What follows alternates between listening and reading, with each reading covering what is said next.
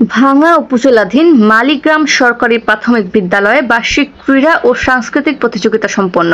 নিজস্ব প্রতিবেদক বিপ্লব কুমার দাসের পাঠানো তথ্য ও ভিডিও চিত্র আনিকা সুলতানা ডেস্ক রিপোর্ট। ফরিদপুরের ভাঙ্গা উপজেলার ঐতিহ্যবাহী মালিগ্রাম সরকারি প্রাথমিক বিদ্যালয়ে বার্ষিক ক্রীড়া সাংস্কৃতিক প্রতিযোগিতা ও পুরস্কার বিতরণী অনুষ্ঠান অনুষ্ঠিত হয়েছে। সহকারী উপজেলা শিক্ষা অফিসার মোহাম্মদ মহসিন মোল্লার সভাপতিত্বে এবং বিদ্যালয়ের প্রধান শিক্ষক মোহাম্মদ শহীদুল ইসলামের তত্ত্বাবধানে অনুষ্ঠানের প্রধান অতিথি হিসেবে বিজয়ীদের মাঝে পুরস্কার বিতরণ করেন উপজেলা প্রাথমিক শিক্ষা অফিসার মোহাম্মদ জাহাঙ্গীর হোসেন।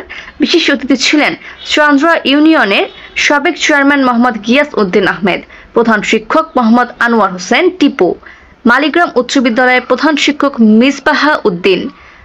উক্ত বিদ্যালয়ের শিক্ষক ফরহাদ হোসেনের সঞ্চালনায় আরও উপস্থিত ছিলেন বাড়ি মুন্সি, সাংবাদিক মামুনুর রশিদ, মাহমুদুল হক বাহার, শাহাদাত হোসেন সহ এলাকার সুধীজনেরা। আনিকা সুলতানা, দৈনিক আলো সকাল, অনলাইন মিডিয়া, সুনামগঞ্জ।